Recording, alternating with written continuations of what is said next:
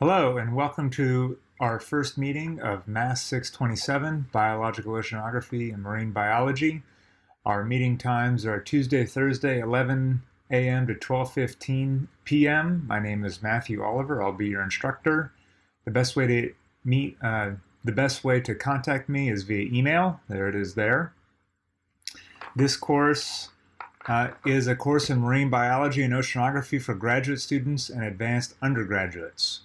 Mass 627 is a process-oriented course with an ecological perspective, and the course includes lectures and selected readings from textbooks and original literature. This course requires a computer and homework to be done in R, and you can find out more at rproject.org.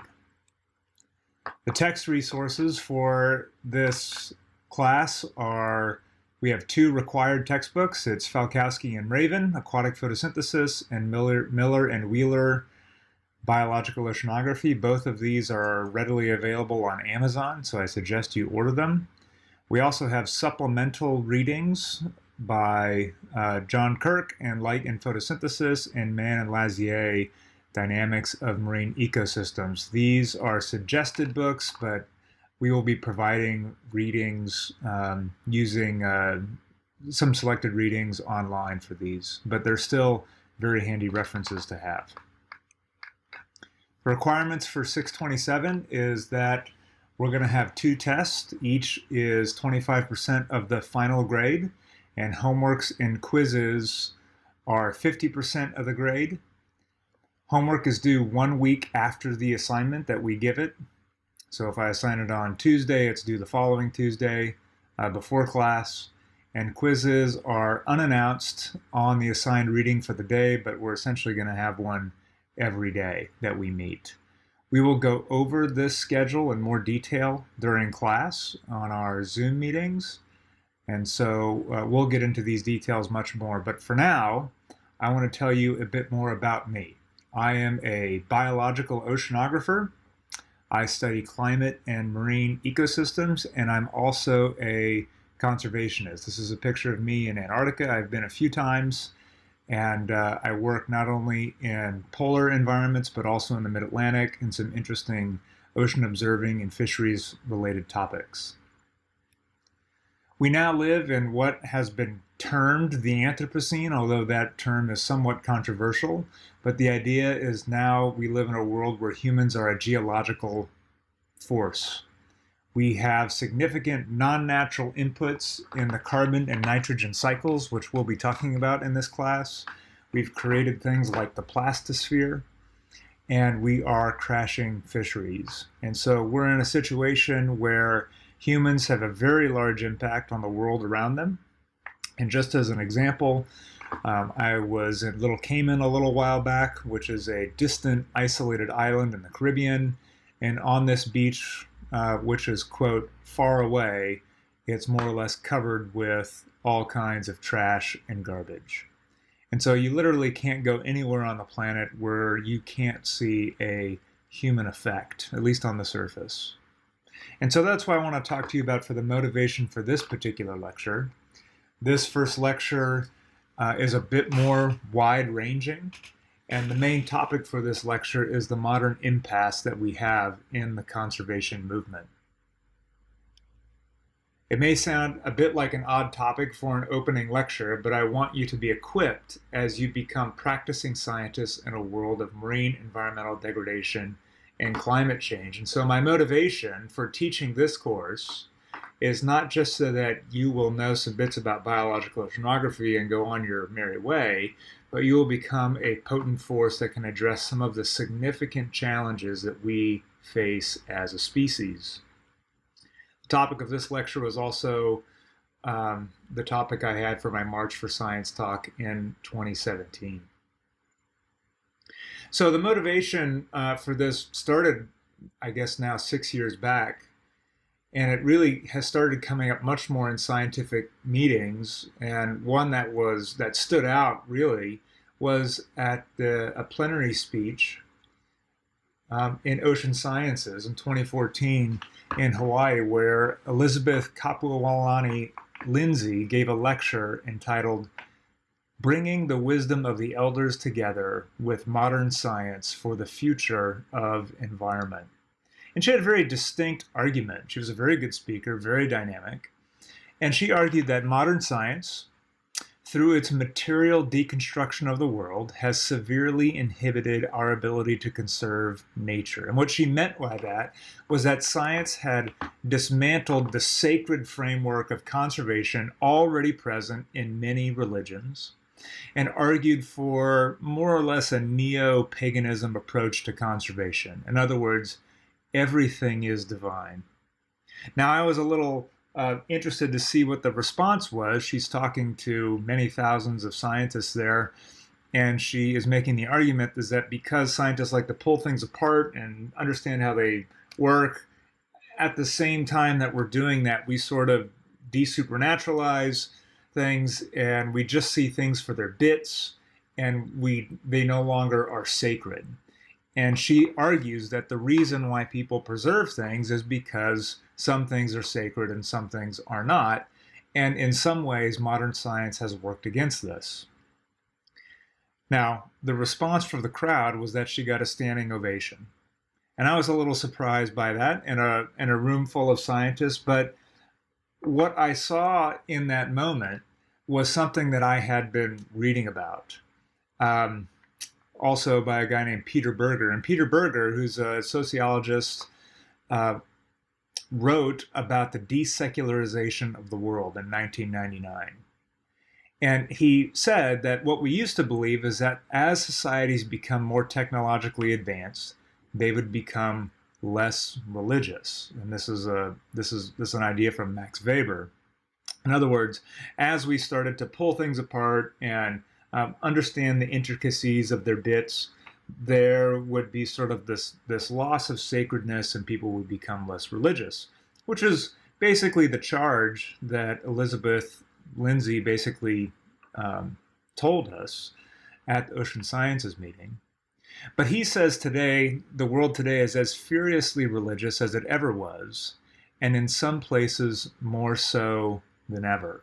And so his idea, what Peter Berger says, is that Max Weber wasn't really right about this. There's something else that's going on.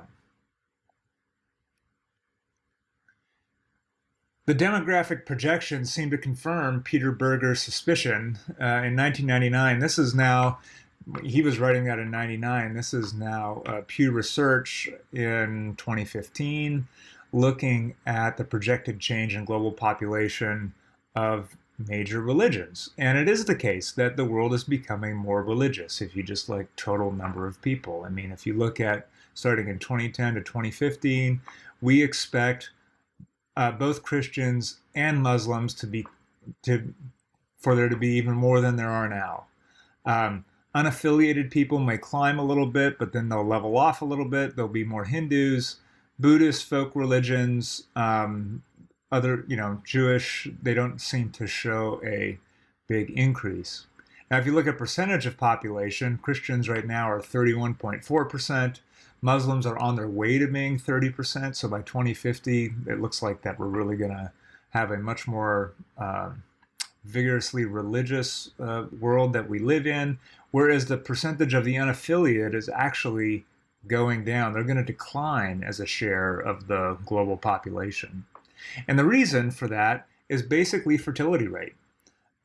We know that fertility rate replacement for a woman is 2.1, and that when you actually look at the fertility rates in these different groups, you'll find out that on average the world is about 2.5, Muslims are 3.1, Christians 2.7, and so all these groups up here, Hindus, Jews, Christians, Muslims, are all above replacement rates, so they're generally growing in population, whereas the Buddhists, other religions, unaffiliated and folk religions are in fact shrinking religions. They're not replacing themselves.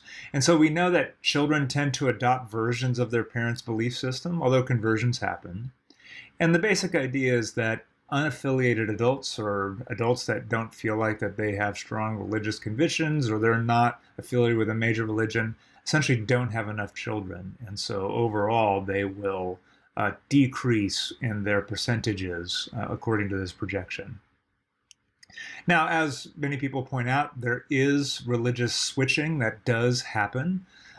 We know that many people, at least in the United States, are switching into the unaffiliated, and they're switching out of Christianity.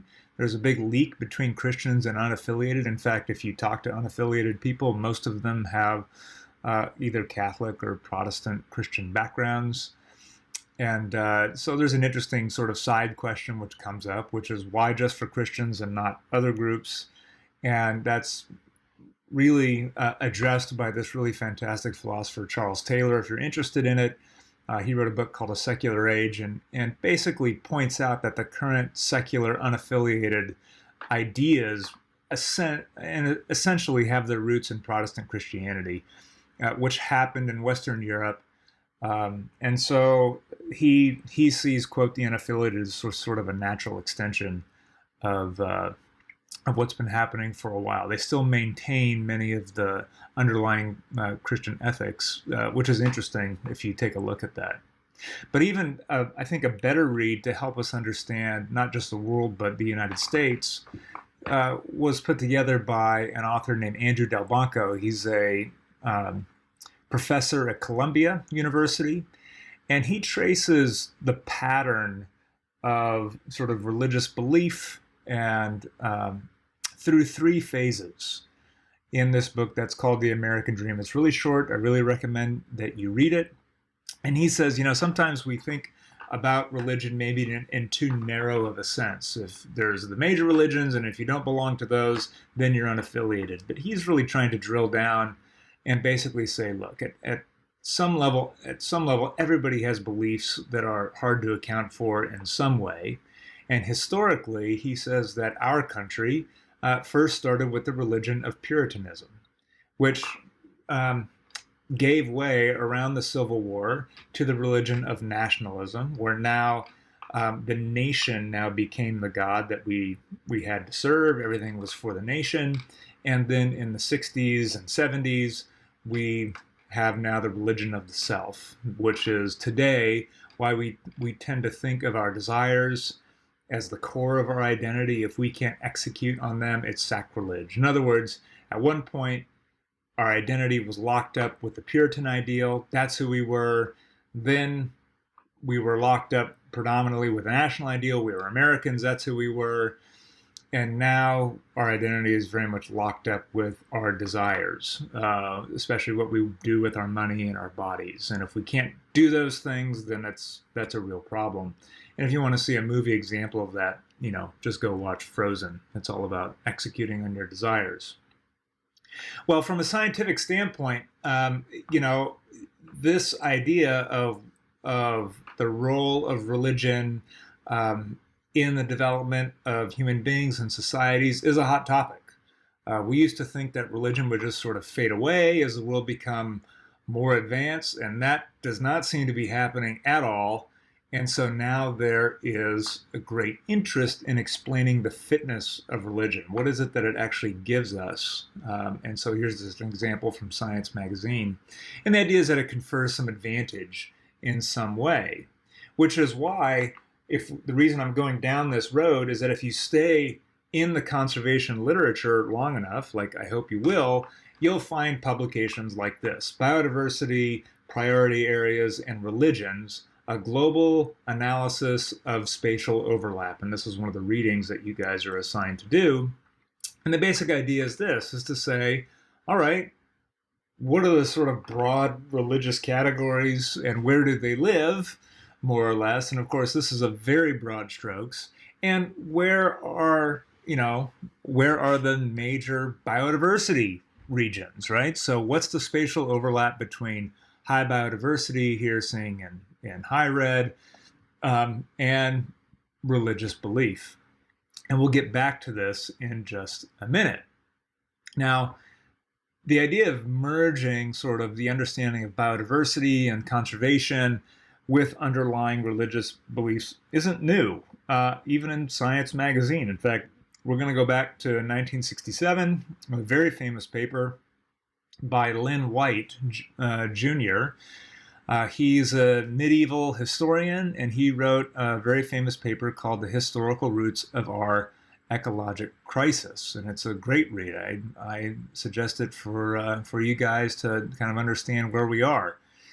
And he makes the argument that the Occidental, and what I mean by that is the Western European and medieval approach to religion, specifically Christianity, led to the fusion of science and technology together. In other words, at one point, technology was for the lower classes. They were the people, in the mud doing the stuff. And, science was for, the aristocracy, the thinkers that didn't want to get their fingers dirty. And at some point, those two things got slammed together. And he really points to the medieval understanding of the world in that. It's a great read. And, he basically says, look, in 1200 AD, there were clay cities being built in Mesa Verde, Colorado, which are amazing. You should go see them if you can. But about the same time, that was about the same time that the Cathedral of Notre Dame was being built. And why the difference? And he tells an interesting story about that, and I think it's worth reading.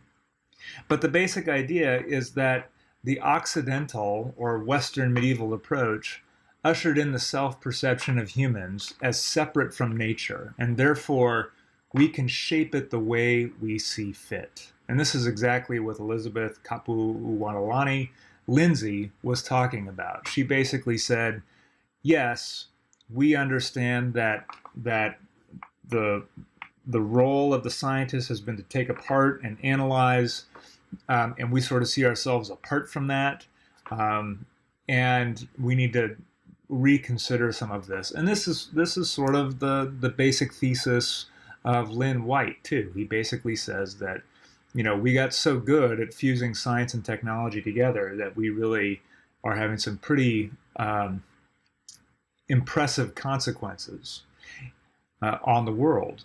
And so one of his main problems that he points out is that Christians, more or less, desupernaturalize the world. In other words, there's no more fairies, there's no more spirits in the forest or anything like that. A tree is just a brute force fact. A rock is a brute force fact. And so there's no religious problem with going in and reshaping the land the way that you see fit. We can just bend it to our will while we sort of wait for redemption. That's Lynn White's basic thesis there. That Christianity specifically had that effect, which is interesting to think about a religion having a desupernaturalizing effect. So, once more or less this Occidental scientific framework took hold, we know that changes in world population have exploded. I mean, we've been an enormously successful species in overcoming all kinds of ills, whether it be disease or sanitary issues or feeding hungry people. It was a very active project that came from the fusion of science and technology. And now, we think that we're headed to 11.2 billion or something like that. Who knows exactly what's going to happen? And maybe we're rethinking some of our priorities. We know that as we've done that, we've put a large amount of carbon dioxide into the atmosphere. And of course, we're going to talk quite a bit about that. But in fact, there's very little doubt now that that is having an impact. So the blue here are basically climate models that don't have anthropogenic forcings. It's just natural forcings. And the red is both natural and anthropogenic forcings. And really what that means is that the impact of human beings on the planet has been generally to warm it. And we'll talk about that. And so while we've been trying to remake the world better for ourselves, and in many ways we've done a fantastic job of it, given the numbers of our species, there turns out to be some real societal problems. We'll touch on these in the lectures. We don't have to digest them all, but we know that there's water impacts, there's ecosystem impacts, food, coasts, and health. And, we find out that when we focus on this world and trying to figure out how it works, we're definitely implicated into the process. Well, we can ask an interesting question about how this fits within the historical climate of the planet.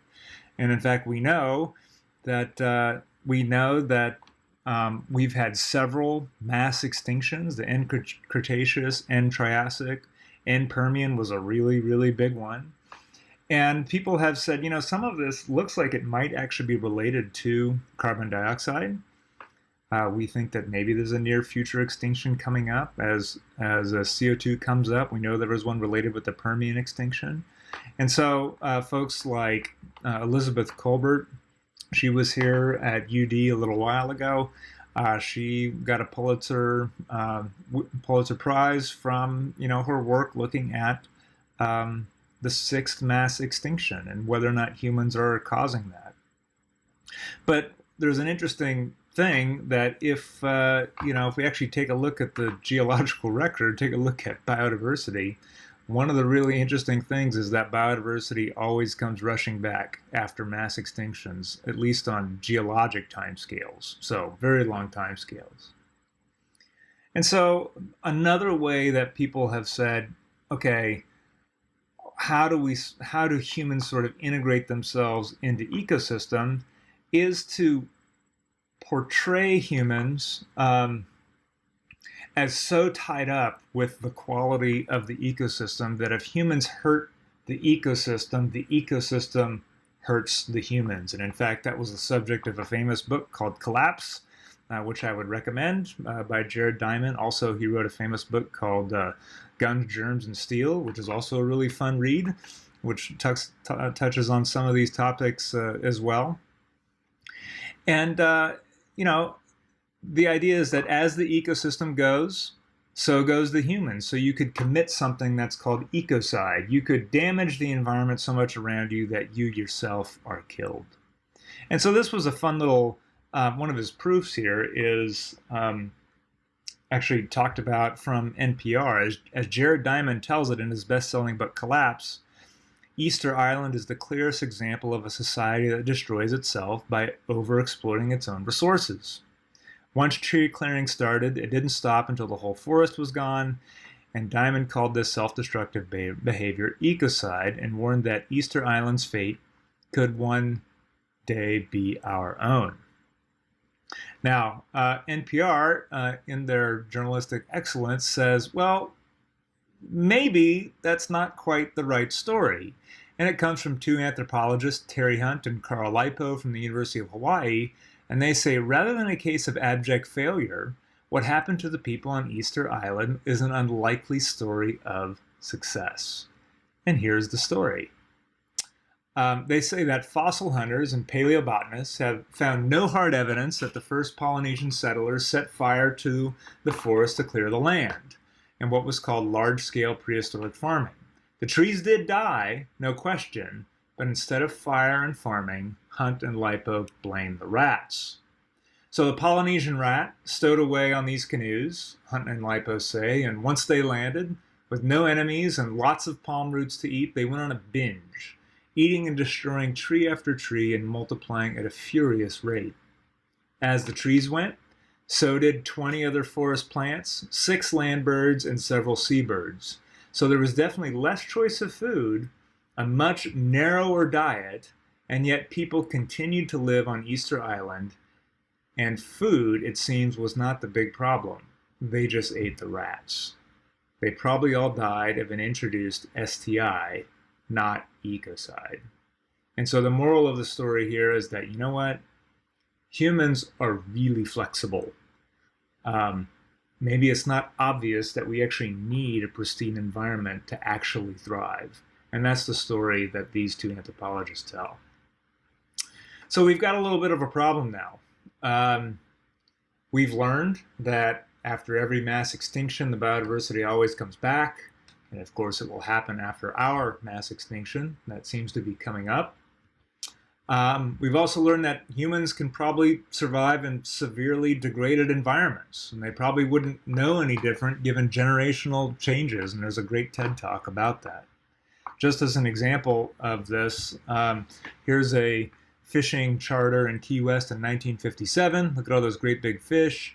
Key West in 2007. Look at all those little fish. And I don't know a single fisherman that wouldn't want to go back to 1957 and enjoy these fish, enjoy catching them, enjoy eating them. But you want to know what? People are still going out. They're still going out. And what that means is that just because you have a loss of this doesn't mean you still don't have an impact on the environment. You probably don't remember. People are still having a great time out there. And you don't need to be catching giant fish in order to do it.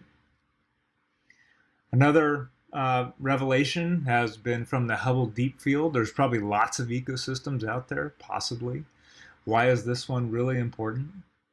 And we've also learned that a lot of those convictions that you have about environmental justice, that I have about environmental justice, about kids living in trash piles, maybe those things aren't even real things. Here's a couple from Nature here, that neuroscience is taking aim at free will. And the idea here is that maybe these deep feelings that we have, that there's something wrong with the environment, we need to fix it, that they're not really all that well grounded. And so when we focus just on the material world, we've made great progress towards recognizing problems. That's what scientists do. They take things apart and say there's a problem here. We've learned that on geological timescales, our current crisis will probably be resolved, but it may not, in fact, include us. I've got two ones here. We've tried to make a direct connection between the pristine state of the environment, but it turns out humans can live in really degraded environments. In fact, there's probably lots of ecosystems in the universe/multiverse. So why is this one important? And we found out that our strong convictions of environmental justice and preservations may be nothing more than physical chemistry. So we don't really subscribe to ideas because they're true, but they're just sort of chemically or genetically, predisposed to believe them. So they're sort of inevitable. And in fact, maybe the self, that we're thinking about this may in fact be an illusion, and there's no real basis for trusting our own intuitions about conservation. Maybe we're just sentimental, and that's about it.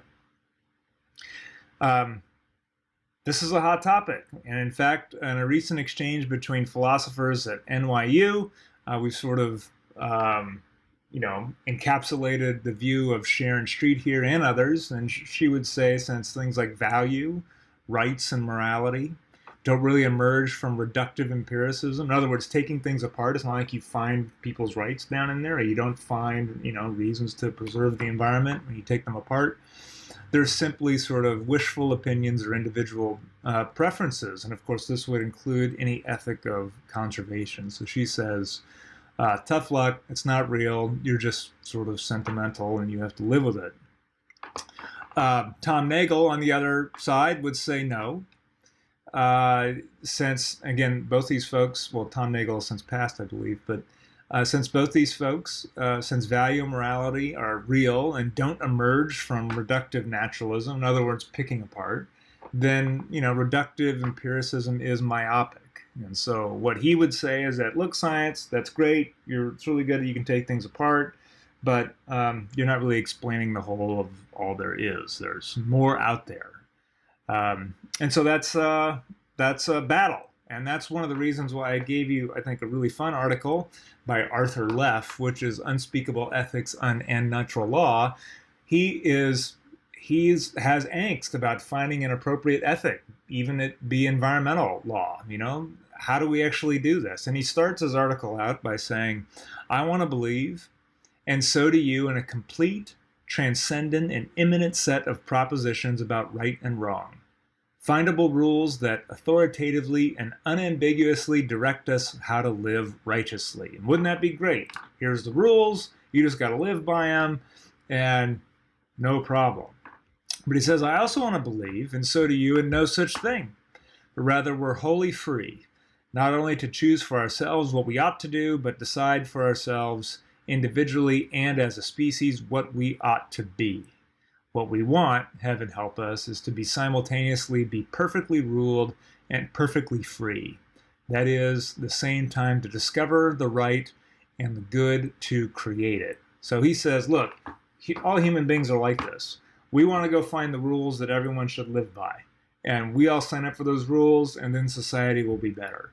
But none of us also want to actually be told what to do. So if someone else says, look, I found this rule you should adhere to, our first response is to say, you can't tell me what we should do, because I'm going to determine for myself what we should be doing. And, we should be perfectly free. And I think that you can probably see some of that playing out in the pandemic that we've seen. Of course, this has been written about for a while. This was in 1979. And he says, all at the end of it, and I encourage you to read it, he says, all I can say is this, that it looks as if, we are all we have. Given what we know about ourselves and each other, this is an extraordinarily unappetizing prospect. Looking around the world, it appears that if all men are brothers, the ruling model is Cain and Abel. And if you know the story, of course, Cain kills Abel. As thing now stands, everything is up for grabs. Nevertheless, we believe napalming babies is bad, starving the poor is wicked, buying and selling each other is depraved. There is in the world such a thing as evil. Altogether now, says who? God help us. This is Arthur Leff, basically saying, look, we've done the exercise, and it's hard for us to go out and find the rules that we should live by, and all we have are each other. And you know what? Each other, we're not actually all that appetizing. Now, the angst that Leff talks about actually gets bundled up with ecological principles. And what I mean by that is that we, at the same time, think, yeah, we should have some rules that we should live by, but you also can't tell me what to do. At the same time, different groups disagree about what rules we should agree to and what rules we shouldn't, be bossy about, more or less. And these things actually get bundled up with ecological principles. And so what are the principles that we're going to be talking about? Number one, organisms need to require resources so that organisms can reproduce on and on, so that organisms can require resources so that we can reproduce, and on and on and on. You have sort of exponential growth. And if you're going to think about this, one way to think about this, number one is basically money, and number two is sex and reproduction. And I'm just going to tell you right away, this basically describes our dysfunction today. So the conservative take is that they want all the liberty with money and resources. Don't tell me what to do with my money. Don't tell me what to do with my resources. Don't tell me when to shut my business. Don't tell me to do that kind of stuff.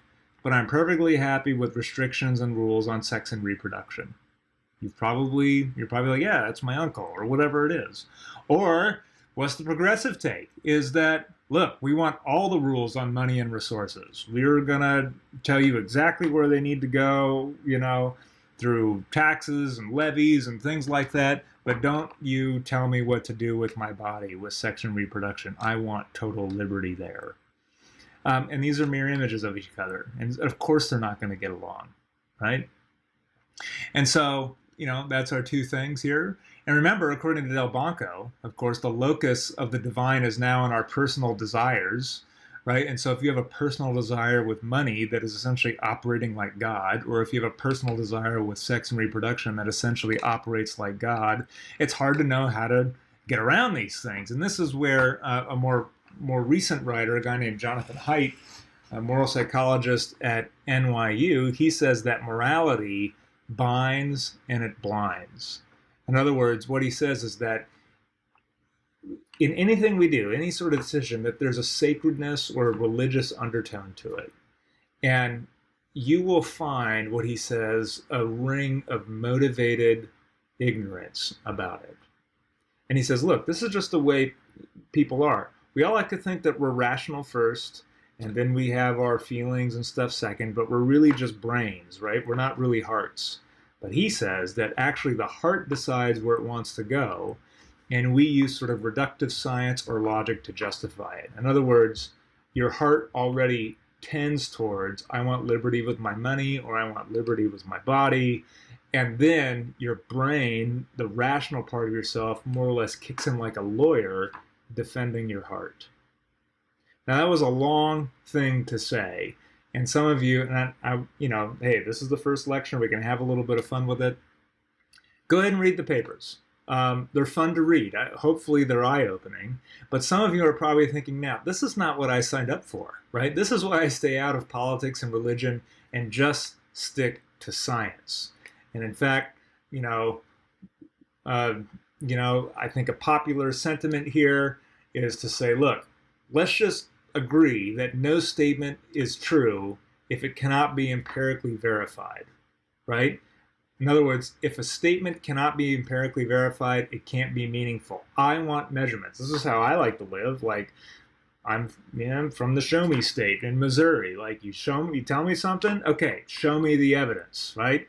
That seems sensible to us. Let's get beyond all the politic and religious garbage. But it was actually Ludwig Wittgenstein that pointed out, he's in your picture there, that pointed out that this statement itself cannot be empirically verified.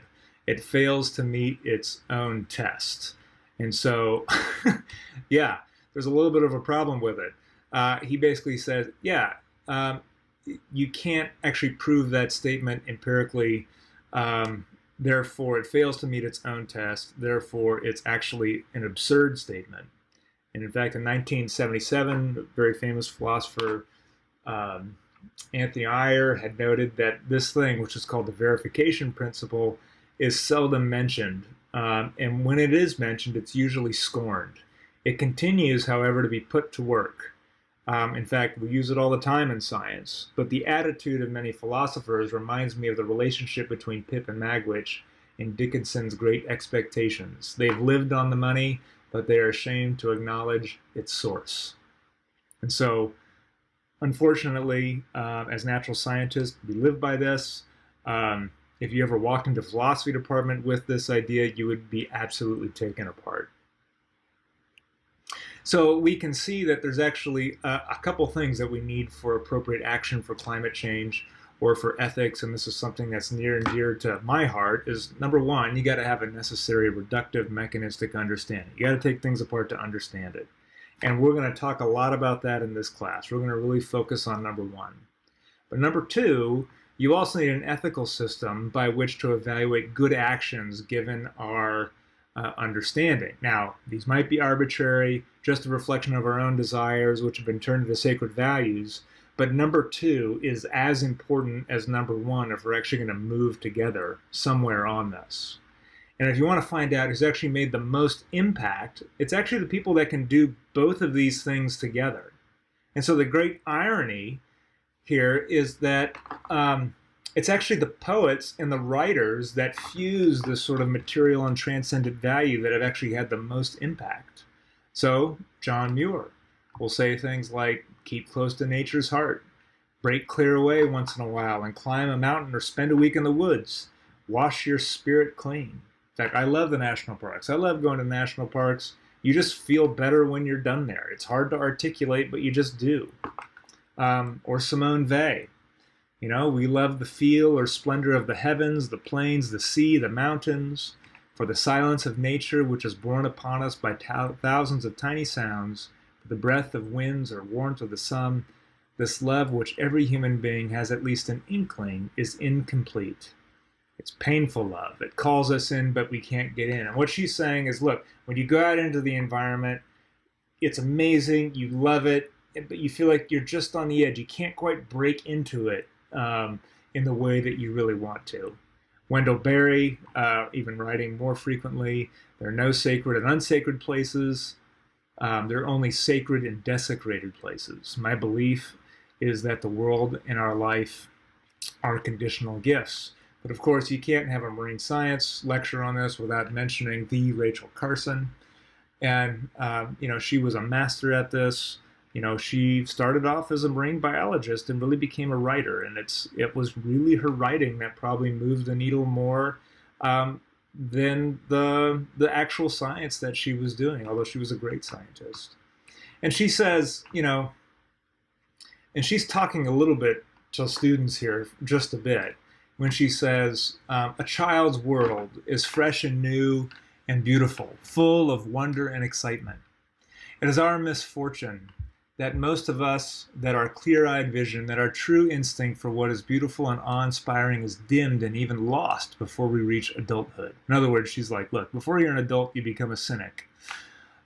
If I had the influence with a good fairy who is supposed to preside over the christening of all children, I should ask that her gift to each child in the world be a sense of wonder so indestructible that it would last throughout life as an unfailing antidote against the boredom and disenchantment of later years, the alienation from the sources of our strength. So what she says is, look, you like science because the world is a beautiful and amazing place. And you get into it and it's all fun and it's amazing, but then you start to take it apart, and after a while, because you take it apart, you go through a sense of disenchantment. And she says you have to resist that. You have to not just be disenchanted by everything. In other words, don't become a cynic. And what she is saying is that we can actually stand a little too close to the beauty of nature. In other words, and my best impression of this is that at one point I took my daughter to see a painting of water lilies. This is the picture of water lilies by Monet. It's a gigantic canvas, huge canvas. And, it's something, I forget what it is, 20 feet high or something like that. But you can stand right up close to it, and this is what the painting looks like.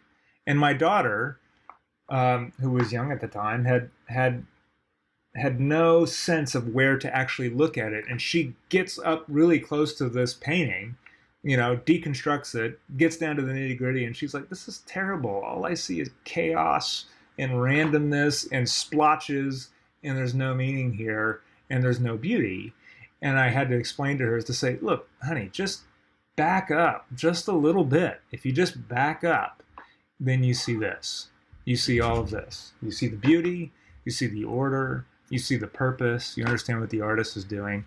And I think Rachel Carson was kind of getting like that, is that as a scientist, you could go down the really reductive path and go down and look at the bits of everything and just be disenchanted.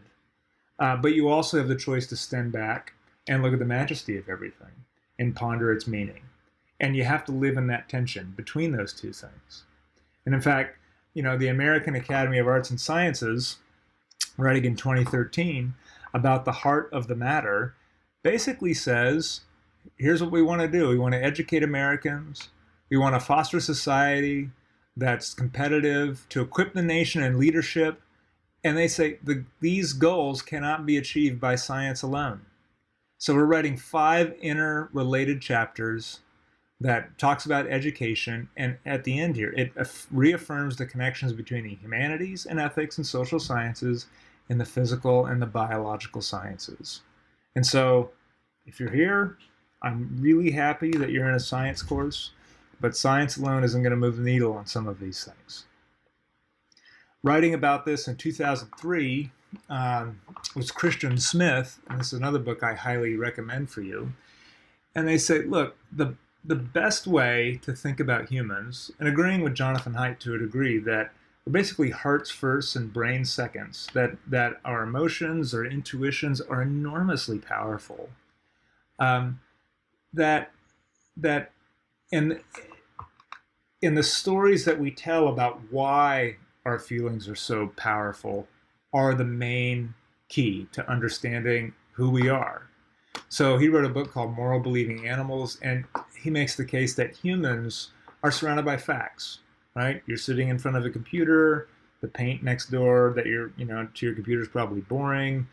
Maybe you ate something, you live in a particular place. Those are all facts, they're not terribly interesting facts, but other facts like, whether or not your mom loves you or you're in love with somebody else are really important facts.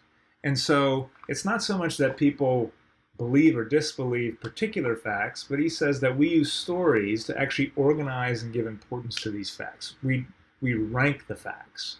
And of course, all these stories have very strong moral judgments. And so he actually lists 8 of them out, 8 different stories that are really popular in the West and the American psyche. I'm going to go through 2 of them with you. I'm going to show you how they link all the way back to Elizabeth Lindsay. And the first story is called the Scientific Enlightenment story. And the thing that you got to know about these stories is that they all have settings, they have problems, they have solutions, they have villains and heroes, and they also tell the hearer how you should be accepted. Like, if you want to be on my team, this is what you got to do. So I want you to take a listen to this And I want you to listen for the setting, the problem, the solution, villains, heroes. I'm hoping this will be familiar. Scientific Enlightenment. For most of human history, people have lived in the darkness of ignorance and tradition, driven by fear, believing in superstitions. Priests and lords preyed on such ignorance, and life was wearisome and short. Ever so gradually, however, and often at great cost, inventive men have endeavored better to understand the natural world around them. Centuries of such inquiry eventually led to a marvelous scientific revolution that radically transformed our methods of understanding nature. What we know now as a result is based on objective observation, empirical fact, and rational analysis. With each passing decade, science reveals increasingly more about the earth, our bodies, and our minds. We have come to possess the power to transform nature and ourselves. Of course, forces of ignorance, fear, irrationality, and blind faith still threaten the progress of science, but they must be resisted at all costs. For unfettered, science is our only hope for true enlightenment and progress. Right, so here's a story about the world. It was a bad place, and then science happened, and we got out from underneath all those priests and the lords, and, now we're deciding what we want to do, and we're going to, do what we want with the world, and we have to avoid irrationality and blind faith. And I'm sure you've heard something like that, especially if you have seen the Cosmos story. That's essentially the storyline that Neil deGrasse Tyson tells. And in fact, if you go to many scientific meetings, you're also going to hear this line as sort of the justification for why we're trying to solve the problems that we have. We're trying to get people out of darkness, ignorance, tradition, superstition. We're going to do it empirically, and we got to avoid these religious people over here. I'm going to tell you another story now. This one I think you will also hear at scientific meetings. It's called Community Lost. Community Lost.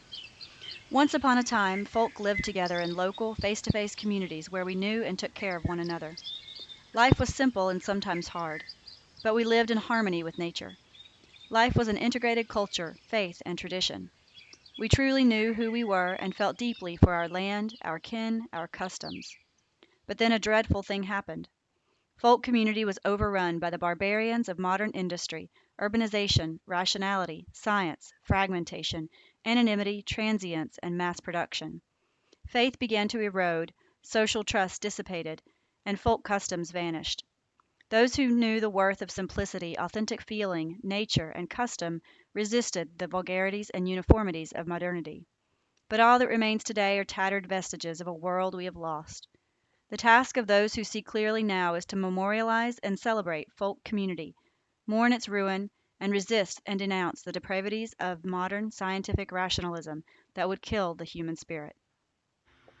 Right, so I'm just going to tell you, you can go to a meeting where people are telling both of these things. On the left is going to be people mostly in technology. They're trying to launch, rockets and satellites and things like that. And on the right, Community Lost, that's like the conservation ethic. Once upon a time, the world wasn't bad. It was wonderful. And then, we invented science and it got away from us. And, these barbarians of industry took over and, squashed all these people, by taking their faith away. Their culture was destroyed. And, we just have to avoid the rationalism that kills the human spirit. That's sort of, in some ways, that's kind of what Rachel Carson was saying. And so these stories, even though they're both told by scientists by and large, they're opposite stories, right? So if we think about here's the beginning, of time, and here's the end, and here's bad and good, scientific enlightenment starts all bad, right? The world's a bad place, and then science happens, and then, you're doing better, and then hopefully we don't go back to that bad place for all those religious people, versus Community Lost. Look, we had communities that were folk communities with, we were in tune with nature and we believed in the spirits and that meant everything was sacred. But then we lost that sacredness as the scientific project got going, and that allowed us to, pollute the world, and now we got to get back. We have to recover those marginalized beliefs. We got to get back to faith. We got to do that sort of stuff. And that sort of brings us back to Lindsay. And this really sounds like the community loss narrative, which might in fact be offensive to other narratives. One way to think about these narratives is that they're just social facts. They're just out there. It's what people think. And so you may not like them. In fact, that's one of the reasons why Christian Smith writes the book, is to say, here's what's out there. You may or may not like it, but you should know what it is. And so, here's the question. What does it look like to take this fusion approach advocated by Elizabeth Lindsay? She basically says, look, we got to be able to do both of these things. And right away, it sounds really romantic. Here you are, a Western graduate student, and you're going to go work on an island somewhere with a forgotten population, and you're just going to be open to all of their practices and the animism and the paganism, and you're really going to sort of take a deep learn and, look in yourself and see what you can do. But the real conservation problem, we should really get back to this paper that you guys looked at, which is, okay, that sounds great, and it sounds a little like a romantic trip, of you going in and being the hero, but we should really, again, look at these biodiversity priority areas and religions, an analysis of the spatial overlap, and we really should be looking at the stories that are being told by the groups where the biodiversity is. What's the dominant narrative? And what you're going to find out is that it's mostly the Abrahamic narrative. And the most important single person would be Pope Francis. And here's my question for you, is that, are you able to go to those communities? So here's just an example, right? So if we actually take a look at what the global population is, right? So everything from this pale color through purple is Abrahamic, which means that they would take the Torah as authoritative. So a little more than 50%. But take a look at their impact on the ecoregions, the terrestrial hotspots, the mega diversity, frontier forest, high biodiversity wilderness. I mean, you're talking about a large fraction of the biodiversity is now basically in a situation where they are seriously taking the Torah, or as Christians would call it, the Old Testament. Here's my question, is that, are you comfortable walking into those communities and conversing with them? It might be nice to go up to a far-off community, but my question to you is, do you really want to move the needle? Now, I just don't ask that question.